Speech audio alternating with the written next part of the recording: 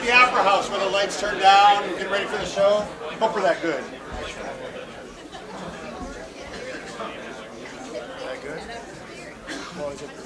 All right.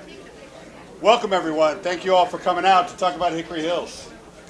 Pretty incredible opportunity, incredible turnout. We're excited for all the conversation about Hickory Hills.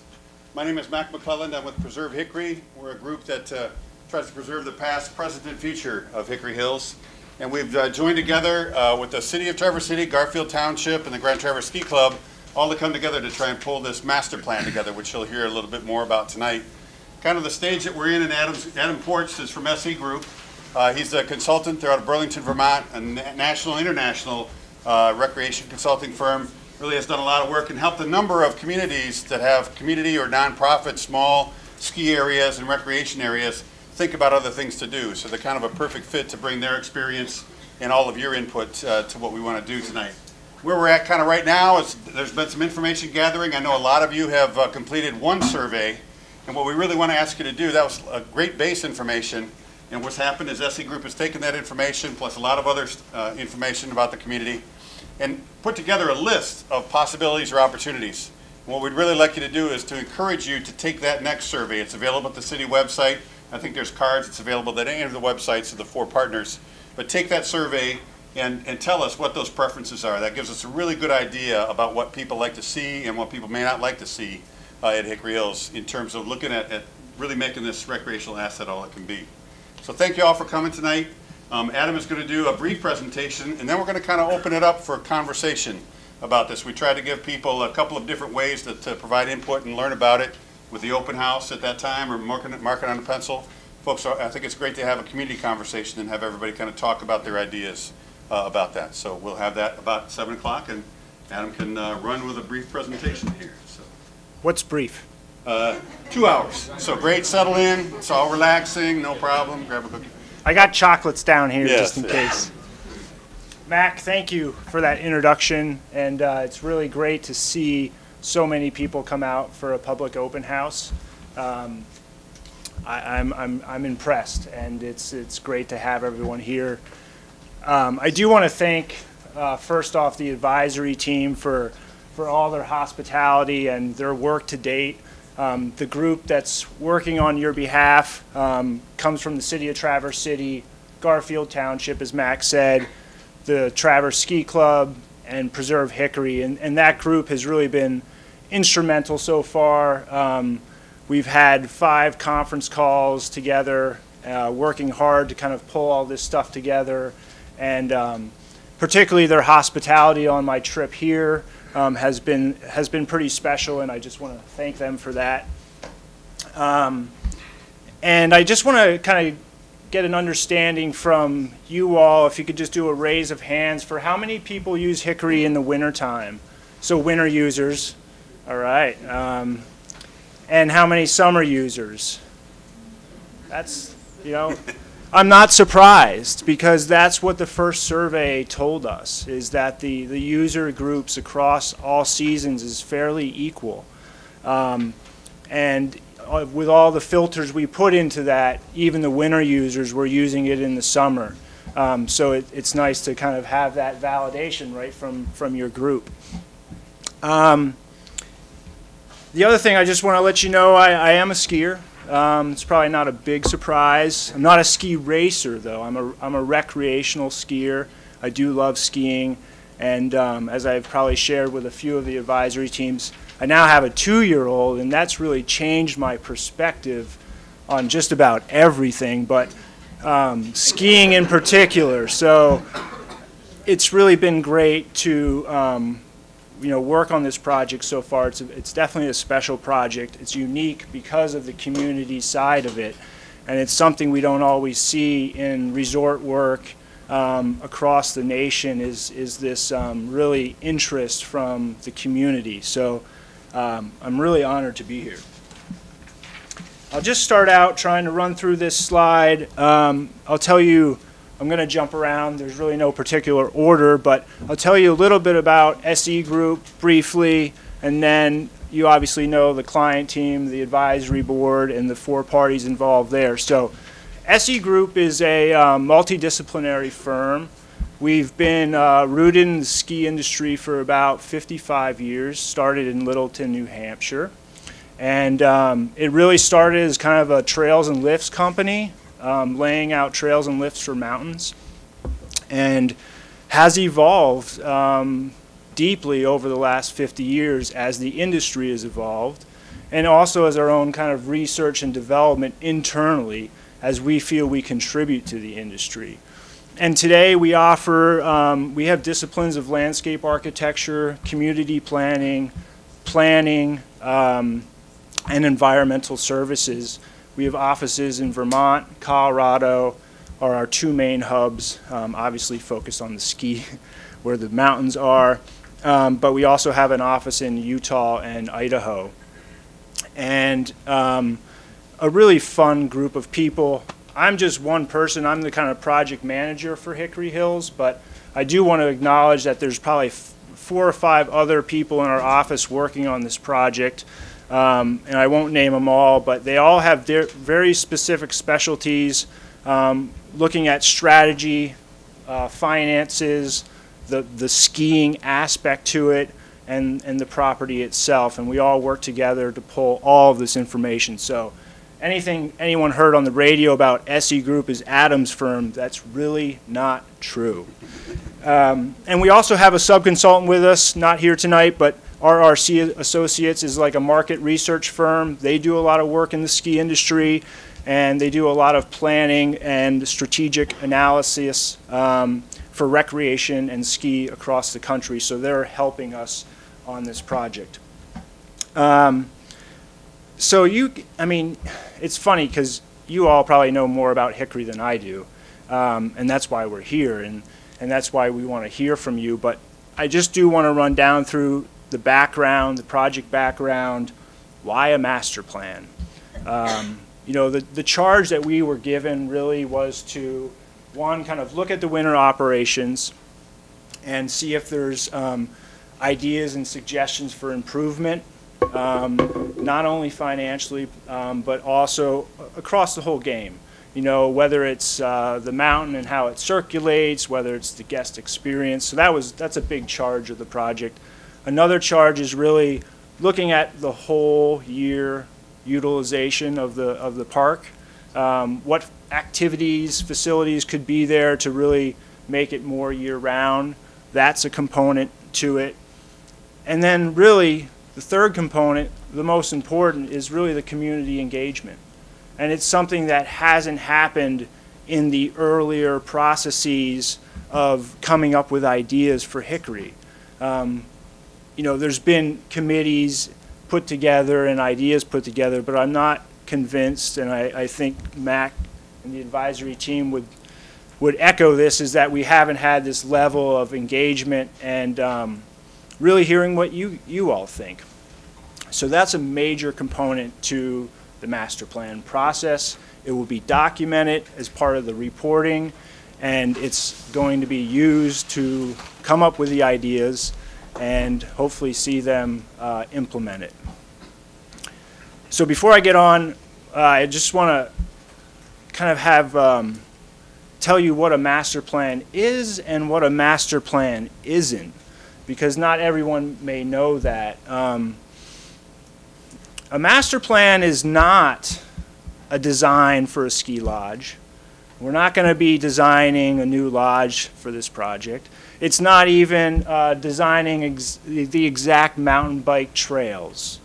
It's definitely not a document we want to sit on the shelf. It's, you know, a master plan is a tool. It's really like a living document that hopefully the community and city officials can use to prioritize for improvements and move things forward. It should be a living document. It shouldn't be something that just we do in 2014 and never gets touched again. It should be edited. It should be updated. It should have sticky notes in it. It's a long-range plan, okay? And that's important to kind of remember. It's even more important to remember that it's not a design for a ski lodge. So we will jump in here the presentation kind of matches the open house format where we're going to just walk through the boards that everyone probably saw, but I'm going to tell you about them. So we're going to talk about this, the process a little bit. And this diagram kind of summarizes really, not only where we are, but what we've been doing. And starting on the left, is the kind of research and discovery part of the master plan process, which is like, we gather all this information. We look at the market, we look at the site, we hear from the community, we talk to the advisory team about financial goals. We look at the facilities and the operations, and we kind of gather all this information, we sift through it, and we put it through some filters, and we develop like what we call a SWOT, which is a strengths, weaknesses, opportunities, and threats chart for each kind of category, trying to understand, what are the strengths of the facility, what are the weaknesses of the market, what are the opportunities we see, what are the potential threats to success. So that's kind of in some ways, the summary of the research and discovery component. And in that transition to the opportunities, we try to hone in on like what is the approach, what is the vision, what are we hearing, and where are things going. The opportunities are really like this laundry list. It's kind of like opening a restaurant menu, and you get to see the appetizers and the main course and the dessert, all the things that could happen. Now, this isn't like broad ranging. We're not putting everything on the table. What is on the table is first and foremost the things that you have told us. Now, not everything might be on that list that you told us, but hopefully 95% of it. Things that we feel should be on the list that maybe you didn't capture. And some things might be pushing the limit of that approach, but we want that on there to understand how far you all feel it can go, or really to help understand what our boundaries are. So those two steps are what we are presenting tonight, right? That's what I'm going to talk about. That's what the open house boards are about. You can see we are here at the community input session. It's about halfway through the process. We've worked on this for 2 months. We have 2 more months to go, and in the next 2 months we're going to look at that survey response. We're going to kind of come up with all the program elements that everyone feels are the most supportive, right? You guys are going to take the survey. I'm going to say that a lot tonight. Take the survey. Tell all your friends to take the survey. Even if they're not Hickory users, we want them to take the survey. It's really important. It's how we can best capture your support and understand your support for all these different activities. So we're going to put that all together, come up with some concept options to look at. That will be the start of kind of the master plan, and then we will move that and draft a master plan, work on some financial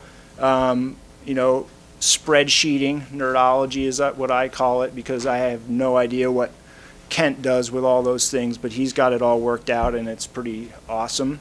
Putting in capital expenses, seeing how it pays out, that will all be part of this process. And really, at that point, we'll have another presentation to the City Commission.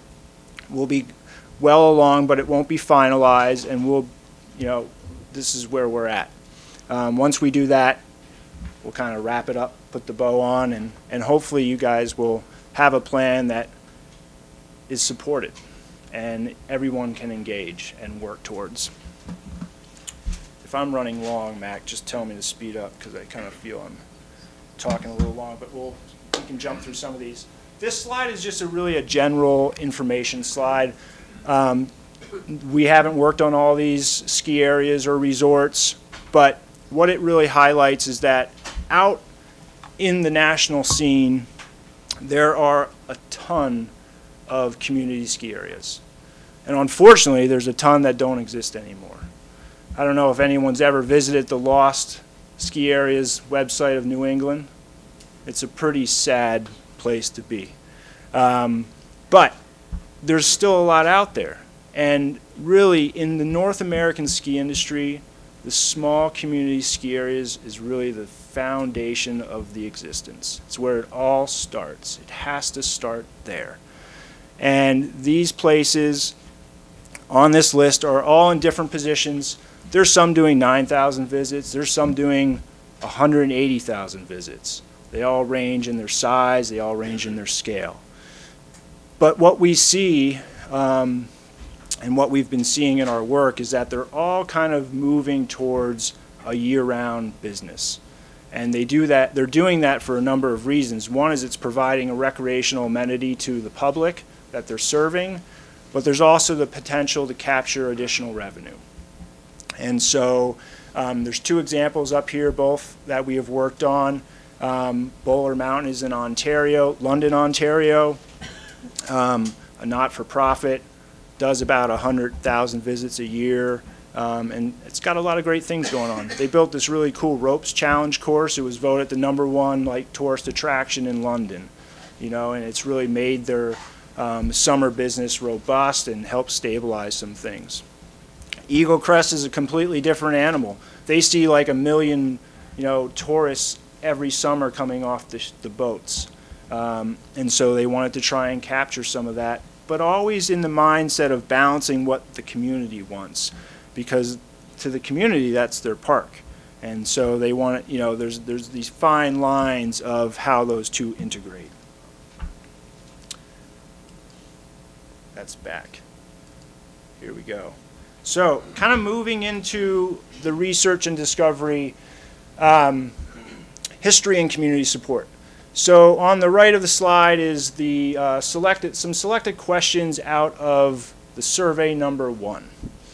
Pretty interesting. There was 1,200 respondents to that survey, just so everyone knows. That's really impressive. I don't think we've ever done a survey with that many.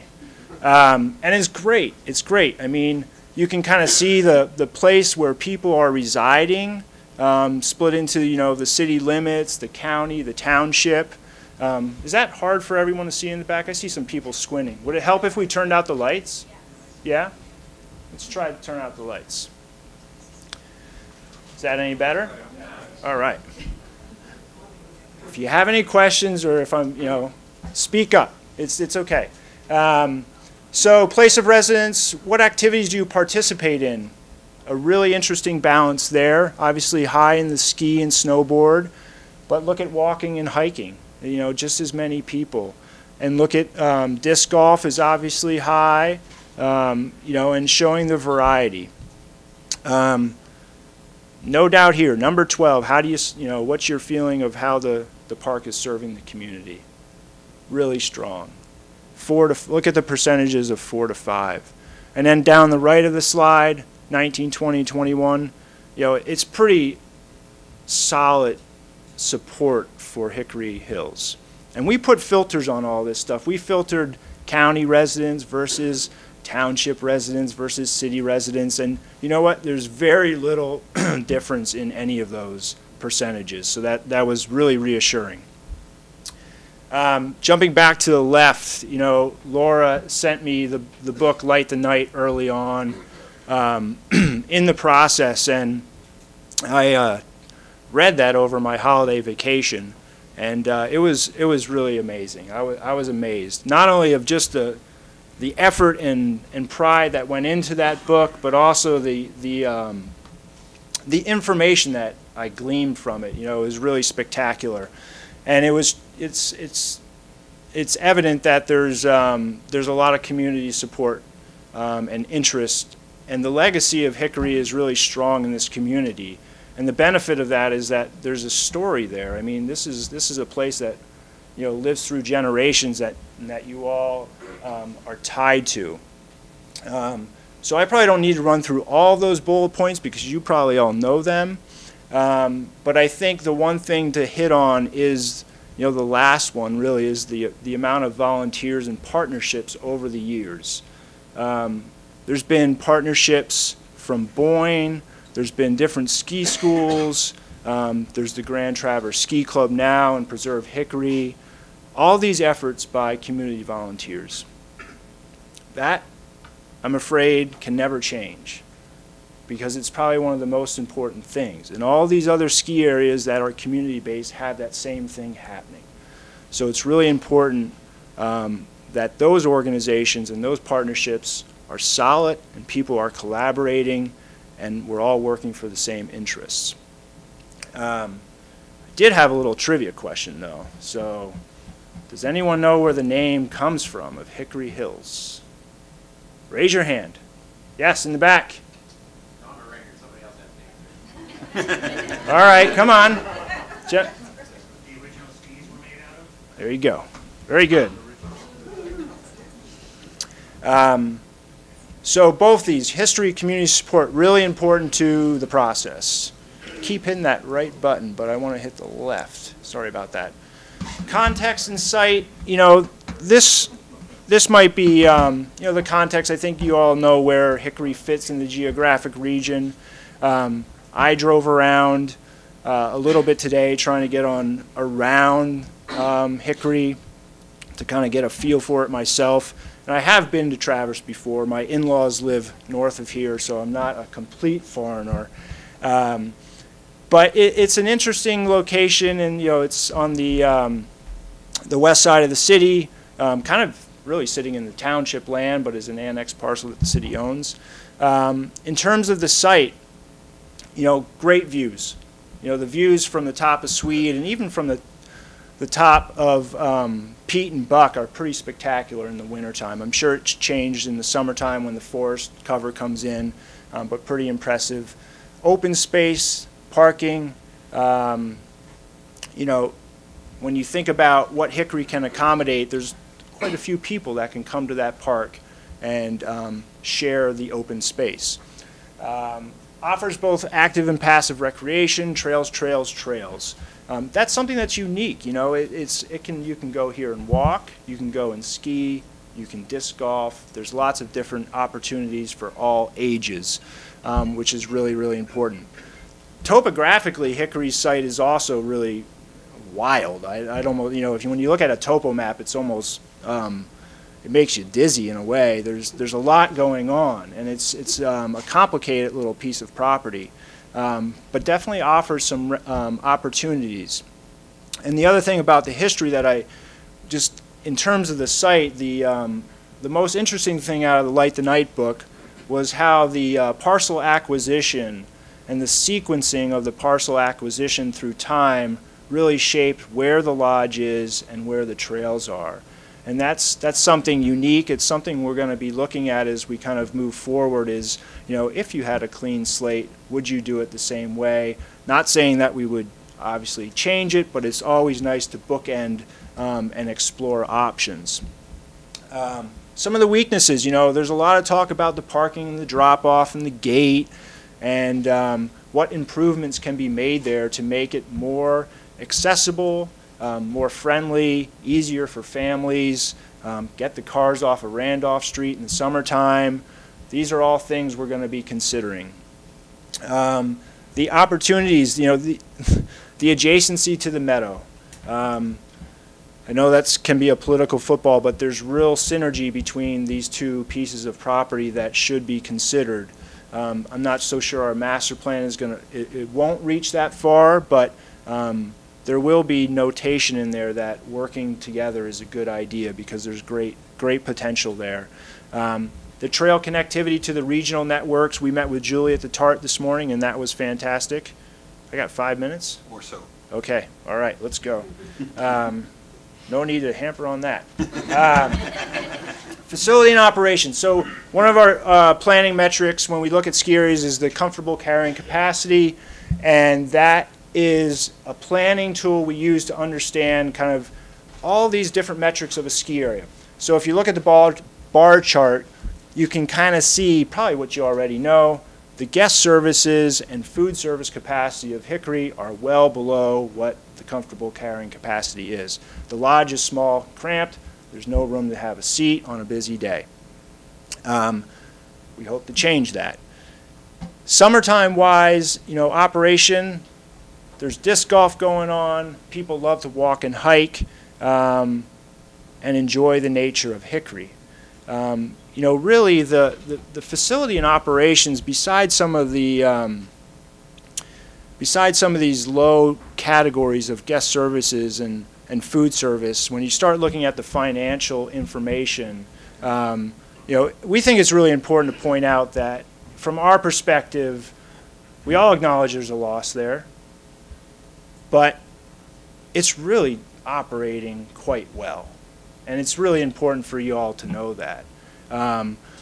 This bar chart here is really kind of a ski area benchmark.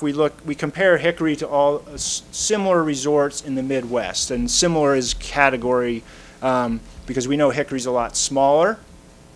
So we take that perspective into play. But some important things to point out is obviously there's no revenue coming from lessons or rentals. Lesson revenue is kind of garnered by the ski club because they operate that side of things. But in reality, there's really the operating expenses are well managed, and there are some gaps in revenue potential that we'd like to explore closing. The market, this is an important one. So the market study looks at who are the people in Traverse City, who's coming to Traverse City. Why do we want to do this? Well, we want to understand what visitation from visitors exists. That doesn't mean we want to capture that or bring them all to Hickory, but we want to understand it. We want to know if Hickory did offer something, would they come? And our results of the market study say, well, maybe. It's in an odd location. It's not the Bay Park. It's a highly used community place. The community has told us, we don't want it to be an amusement park. So there is some potential there for some shared use, but we also are a little reserved on how much. The other really important thing out of the market study is really the broader parks and recreational use. When you look at the county, the township, and the city, there's a lot of parks and rec going on. There's like 3,000 acres of parks area in the county. And there's a lot of needs and wants by the community members from across those municipalities. And we're hoping that Hickory, in some ways, can fill the niches to the broader community, not necessarily just to the city. So we've been trying to really understand that. They're doing a survey, the county's doing a survey that we want access to. We want to look at that information so we can compare it to what we know. I'm going to run over, Mac, just so you know. Aha. I never thought I'd really like to talk. So this is the approach. This is like the focus out of all the analysis of where we're heading, what members of the community, you're all interested and participate in active and passive recreation. You have a strong connection to that legacy, the history. It runs through the generations. Everyone recognizes the natural beauty of Hickory, and that's important to them. There's continued support. They want the facility to be affordable. Additional funding sources should be pursued, and would like a broader diversity in winter and summer offerings. It's kind of like the summation in a nutshell. This is high level. This is not providing the answers. This is providing the framework for the opportunities. So as such, the winter and summer operations should seek to preserve the natural character of Hickory, maintain and enhance the year-round community use, balance the potential tourism use with the community vision. This is really important. It kind of gets to what I was talking to earlier about the market study. And fit within the larger framework of community rec facilities. Does anyone have any questions? All right. So what we're going to do is kind of spin through the last couple slides here. I'm hoping to catch up. These slides really capture the menu of opportunities that we want you to rank your support for. Some of these exist. Well, many of these exist. Some of them are new. And in the survey, there's the ability for you to tell us if we're missing anything. That's really important. We're not sure if we got it all, and we want to hear if we didn't. So, you know, at the top of the list, real quickly, lodge and guest services. You know, we're looking at those aspects of it, expanding the ski terrain, improving some of the circulation and progression at Hickory, because there are some danger spots, as I found out yesterday. I didn't get run over, but it was some wild stuff happening there. And my arms are still sore. I hadn't ridden a rope tow since I was about 8, so that's a good workout. I know where to get some arm strength. Ice ring, kids play space. One thing that was evident from yesterday is kids galore, kids everywhere, and that is fantastic. And I'm sure they all want to be skiing, but they probably want to be goofing around too. So, you know, having some PVC culverts that they could climb through, slide through, big snow mound, that might be fun. So that's something to consider. I don't know, weekend daycare? Barry, would you like that? There is? That's what it is. Yeah, right. Perfect. That's what we were getting at. Increase the hours of operation, possibly a learning carpet. That would be just on kind of the bunny area for ease of accessibility. Expanding the Nordic terrain. You guys can read the list. These are things we're considering for the site and facility improvements in the winter. Moving down through the activities, programs, and events. So in this consideration, it's really important that we think about the programming and event side of Hickory Hills. There's opportunity there, and the reason we like to kind of categorize them that way is it just fits with the recreational model and kind of allows us to understand, you know, programming takes a partnership in this community. That's pretty clear to us, and so we'll keep working on that. But here's the list of ideas for the activities, programs, and events for the winter time. I got like 30 seconds. 29. All right. You're right. And all this stuff is in the survey. You can download these boards from the survey. So I know we're spinning through this end part fast, but it's all accessible online, and all these things are identified. So this is moving into the spring, summer, and fall. And in the survey, we kind of just say summertime. So I want you all to understand that summertime means spring, summer, and fall. Just to say that over and over is kind of repetitive. So community center. Maybe a community center could be used in the spring, summer, and fall if maybe a new lodge was built and shared use is kind of what we're getting at there. There was comments in the county survey for an indoor rock climbing facility. That could be cool.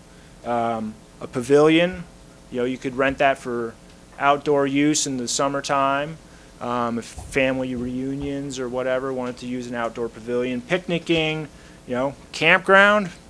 I know this one might be pushing it. The RVs may be pushing it, but let's test that framework. How, you know, I'm sure we'll find out from you if that's something that would be accessible or acceptable up there.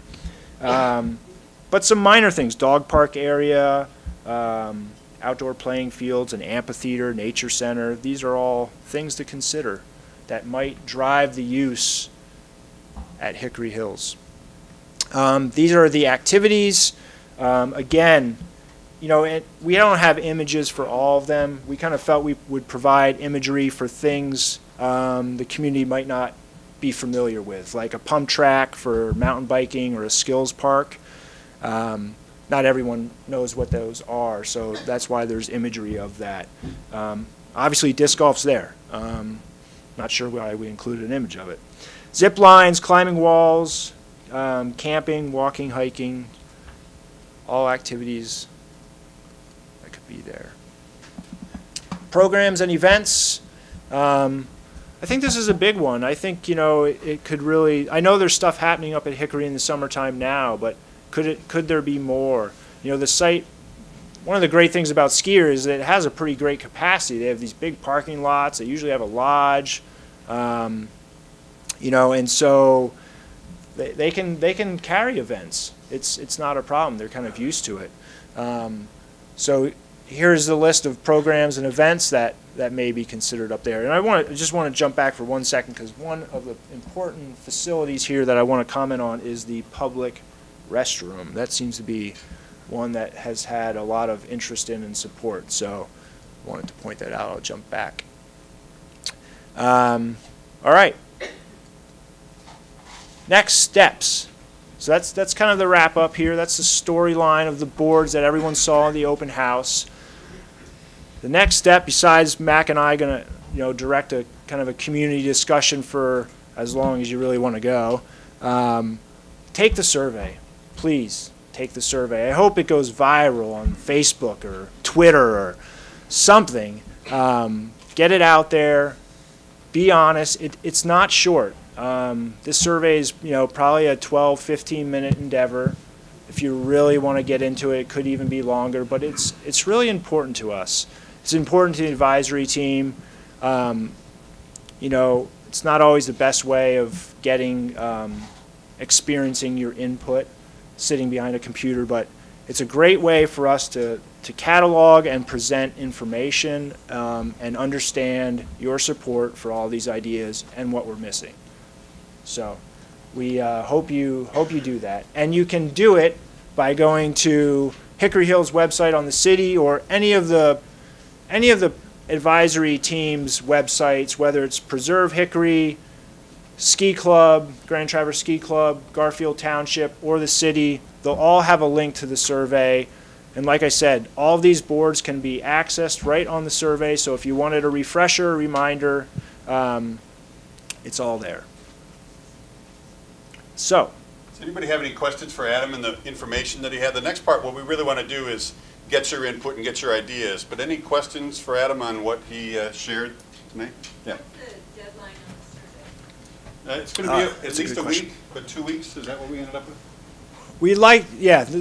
We'll probably keep it open for 2 weeks. Oh, I just had a comment, not necessarily a question, but just if there's a way to distinguish that's a second survey and not the other survey, because a lot of people are going to think they already took the survey. Right. You know what I mean? It is. We have identified it as the public open house community survey number 2. So I hope that it might be something that we can clarify in the kind of media of it, that it is a new survey. I think you'll find out real quick that it's a new survey. So really what we want to do, you have a quick question, Tim? You kind of touched on it, but I wasn't clear. Is Olson Meadow part of this plan? No, it is not. Is it city property? It is not city Recreational authority property. Yep. The master plan is specific to Hickory Hills, but as I mentioned, there appears to be some opportunities the two could share or have synergy between, but we're not going to be doing anything specific to the meadows. That's the important thing. So what we want to do is really, we started talking about the questions or kind of directing comments. We all know that everybody has lots of stories about Hickory. In the past, we kind of want to limit that and really talk about the future, about what you've seen here, what you want to see at Hickory, and have a chance for a discussion and dialogue. Have everybody hear some ideas, to talk a little bit of ideas. We have our wonderful guests there to throw a microphone. Because we're recording this and it'll be up on the website, we'd appreciate it if you'd use the microphone so it can be recorded. But if anybody has a comment, what we want to hear are those comments, the ideas, the concerns, the issues. We're just going to kind of open it up to anything that you want to do about the opportunities. John, you want to start? I just want to say I've been going to Hickory every year for, and this is summer, winters also, and fall. So I use it for one of our track club runs in conjunction with the meadows. Use it for training in the fall. Use it for skiing, obviously, in the winter. And I can't help but think how the thing that's really grown the most there is the disc golf, which actually, when I look at how it's widened the trails, it's almost now to where it's like I think they're doing it so we can have better Nordic trails, because those trails, the way they're widening, are really what we need. That's helping you out then. To have real, and they're in the more level areas, but they are the type of trails we need to have a good Nordic system there. And it wouldn't take a lot to add another, well, there's really not a kilometer of trails there that are skiable right now. It would be great to see two. I mean, you don't need a lot to have a lot of fun on trails, but you just need to make them so that it's a little bit of challenge, but wide enough to be safe, and people will come to them and use them and have fun on them. Great. Very easy. Thanks, John. Thank There you. was another person in front.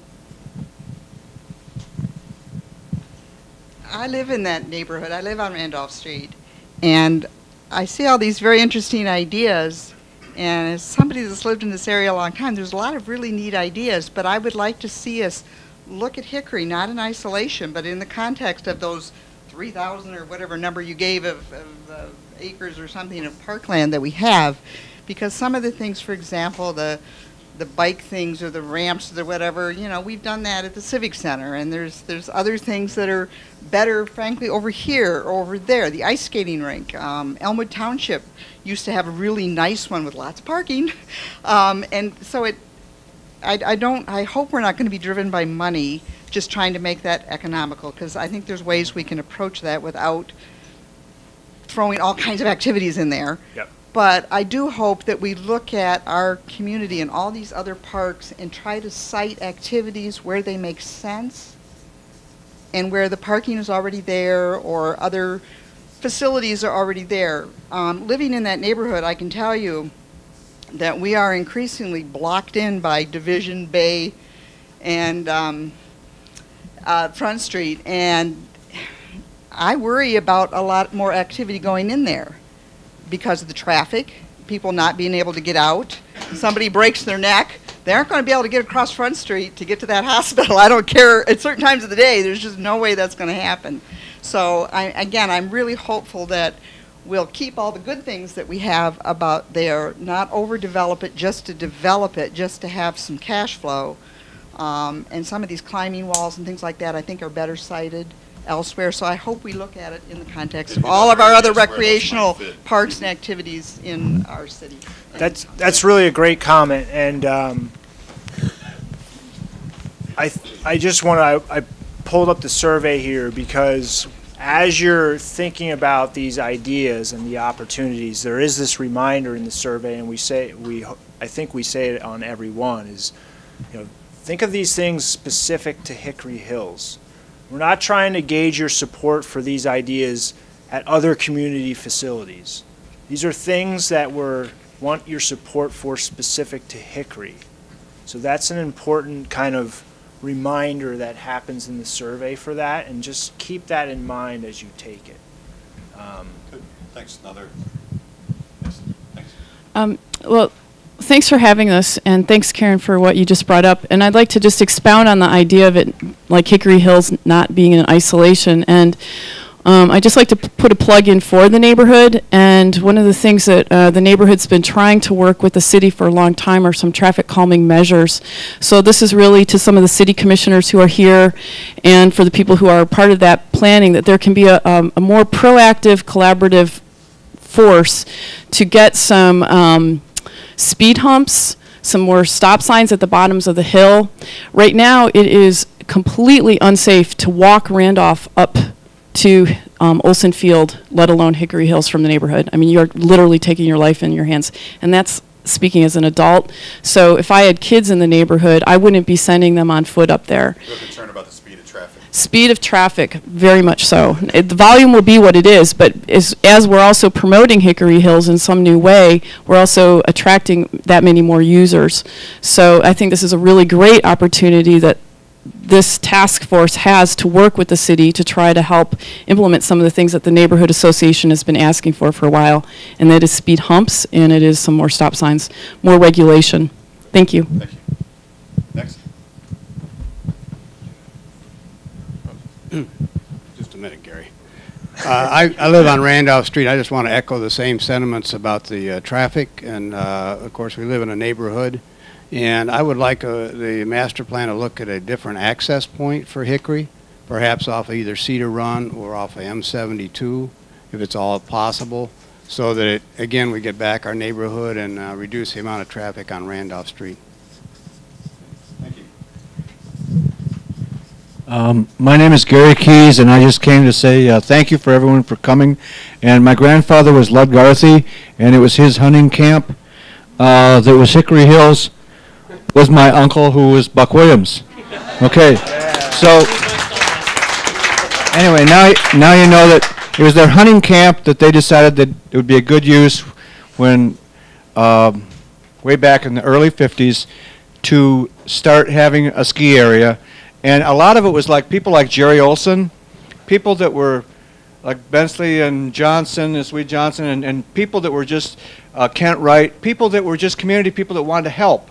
And they all got together. And I just think in the future, we can look at building a new lodge. We can get contractors to this area. I'm a contractor. We can get people to donate time. We can get people to donate materials from asking lumber yards and asking people of this area. If you work together like they used to do in that era, which is very, I mean, it's almost unheard of anymore, but I'm trying to say that if this could happen and we could pool sources together, that people could go up there, we could build a new lodge, all right?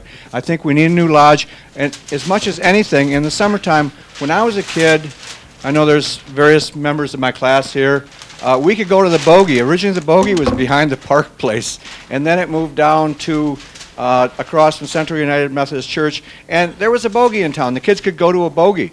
They could shoot pool. They could hang out and talk to their friends and act cool. I mean, everybody's trying to be James Dean or something. But anyway, the cool thing is that we could do that. Now there's no bogey. I mean, it could be that the kids could meet and they could have fun up there. They could actually have dances like we used to have dances at the bogey. Hey, Gary, I'm going to ask you to wrap up. Okay, anyway, it should be for the kids because that's what it was started for, and I hope that you keep that community sense in mind. Thank you.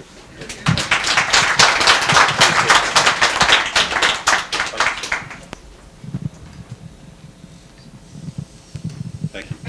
Well, I appreciate the reference to the history, and that's part of what I really enjoy about Hickory is the historical feeling. When you go to Hickory, you feel like you're walking back into the 50s.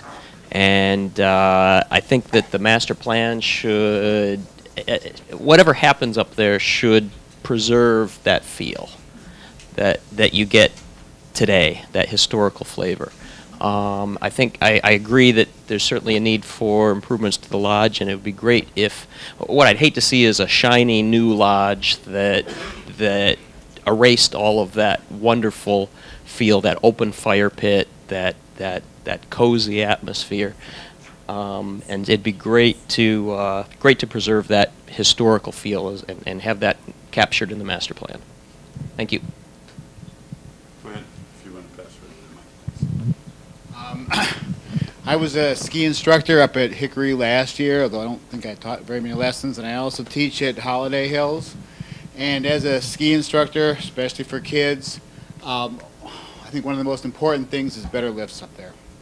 And I think half the reason that people don't use that ski area so much is because of the rope tows. Anything would be better than that, but Pullman lifts, Jim Crothers and I have talked about this a couple times. Pullman lifts would be an alternative to the rope tows. I really think that as, you know, we want to save the character of the place, but that's one thing that is very difficult for a lot of people to use and needs to be upgraded. Thanks. I guess my biggest concern is, and that I'm really hoping the focus stays on what the community wants and not for it to be a tourist attraction. And anything that I see that at all gets close to that, it scares me a little bit. The neon down then? Yeah. Yeah. Yeah, thank you. Thank you. And I think that's really, you know, we talked a little bit about that, and we've talked about that quite a bit, is this is really a community-based park, and the challenges of providing some opportunities for events or activities that might draw people, but not as the, you know, a main tourist attraction. My name is John Morris. I want to get back to Nordic skiing. That's an underutilized opportunity at Hickory. It really is. We tend to think that we're covered because we have the Vasa system on that side of town, but frankly there's a need for more trails that would allow the west side of town, especially the high school, Traverse City West High School, team to train, and I really like to see effort put into the expansion of Nordic trails. I think that they get good use. I think cut down travel time for a lot of people who find it a bit much to crisscross town to get over to the Vasa system. We love the Vasa system, but we do need more Nordic trails in town, believe it or not. Is the Vasa Ski Club would they be the best resource to talk to about that? That's true, and that's who I'm on the board of the Vasa Ski Club. There's several other board members here, and we're all in agreement that we like to expand Nordic trails on the west side of town. This seems like the logical place. Great, thank you.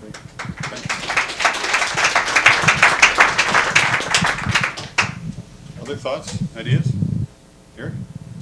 Yeah, just Eric Olkerstrom. I just want to, I guess. Thank you. I want to second that. And that is that I'm one of the assistant high school coaches.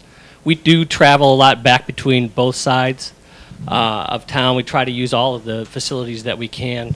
I want to say in the best sense. First of all, I so appreciate that people are doing this. The Grand Traverse Ski Club, the Preserve Hickory. It's past due. There is a history of Nordic skiing that goes back when I was first learning how to ski. A lot of those trails are overgrown. But as I've come back, I left Traverse City for a couple of decades, but coming back, and now that I'm at Hickory again, I realize that you actually have there some of the finest Nordic skiing terrain that you could ask for in a park setting. I know that concerns of the neighborhood, boy, I understand that. I've lived in some neighborhoods with heavy traffic before, but I'm telling you, you've got an amazing facility, potential facility there. Just not to scare people, but Houghton is hosting the U.S. National Championships next year in a setting that's very close to the town. Hickory, down the road, could host a similar event. And that's not going to happen every year. That will happen every 10 years. But the potential is there to have those that kind of course. From a competitor, I'm just saying there's a ton of potential. Yeah, great. Thanks. And I think that, we talked a little bit about Hickory Meadows. Tim raised that issue. That's owned by the Rec Authority. It has its own, interest in such. But we really want to talk to the Rec Authority about the opportunities for integration, because it creates a pretty great mix. Common uses, similar sort of uses, but that's kind of the next step. We didn't want to overstep our bounds and start planning for somebody else. But that's also. And we've also talked, about the other parks in the area, linking those up with TART trails, as Adam mentioned. How can we link all of these accessible and create a great opportunity that they're linked together? So, great, Emily. I'm Emily Mitchell. I wanted to reinforce the idea about kids, and especially the winter scene there. Say, things can be economically developed around that season, but there's something about Hickory that allows kids who are very young to have a sense of ownership and a place of their own. So the tow ropes are a problem for adults. They're not a problem for kids. I noticed that.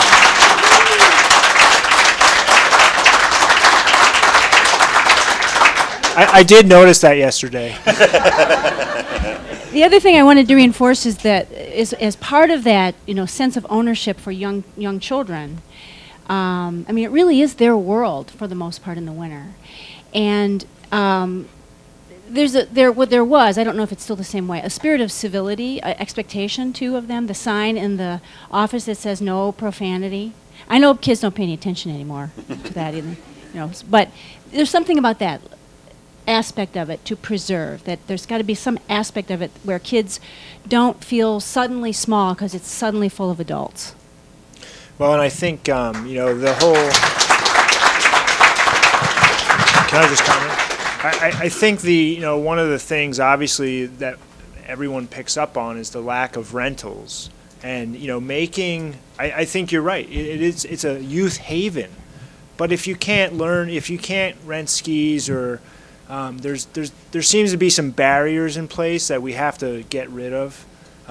Because that would really allow it to thrive even more. And you're right, it's kind of like this really cool playground for kids, but let's make it accessible for all the kids. Thank you. Smother. Thank you, Smother. My name's Mike Gaines. I live in Slabtown as well. And first of all, I'm really excited to see so many people here. And Mrs. Mitchell just, in essence, said a lot of what I wanted to say. But one thing to keep in mind, we're talking about access. I've grew up skiing there, as did generations of mine, my wife's family. I've taught skiing there. I've raced there as a kid and as a high schooler. The fact that that's, in essence, the end of a cul-de-sac makes it an incredibly safe place for our kids. And we're all kind of snickering when we're talking about daycare and the fact that, to a large extent, you can take your kids up there and drop them off, and anyone who's coming or going is going to walk right past the office and the lodge, and it's a fantastic place for kids to learn how to ski, develop the independence, and I am perennially impressed by young men and women who, on the outside, look like punks, who are holding the doors, saying please and thank you, helping little kids that are smaller than them on the lifts, off the lifts, getting skis and snowboards back on. And I hope that as we talk about making it more financially viable, we don't miss what I think is the biggest point of Hickory Hills, and that's the continuation down through the generations of love of the outdoors and of outdoor pursuits, and trying to alleviate traffic through other accesses or avenues, and thereby sort of undermining or robbing some of the safety and the sense of community that's there, that's been there from the very beginning. Thanks.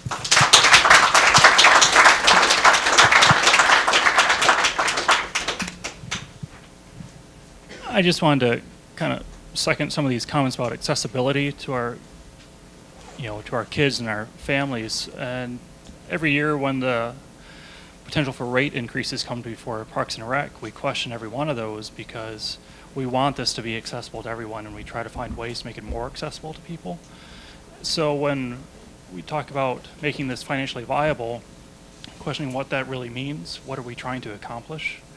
And I think that, at least in terms of skiing, if we're ever making money on this, we're probably charging too much.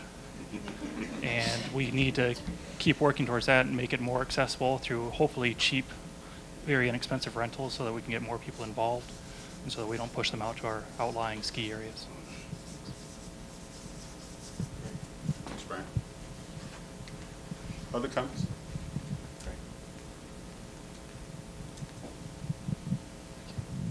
My name is John Washburn, Traverse City resident.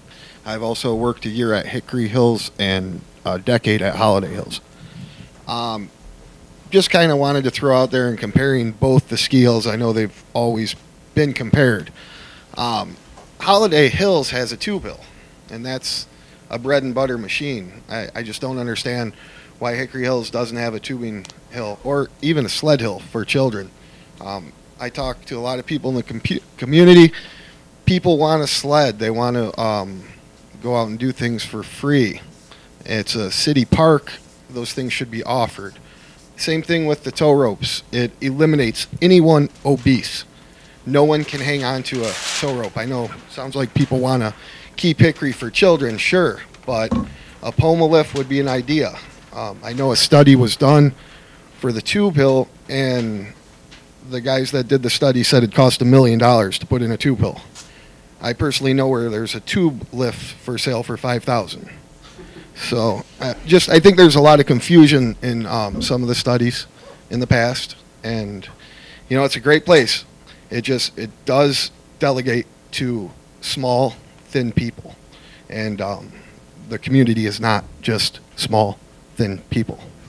Thank you. As evidenced by me, I guess. Other comments?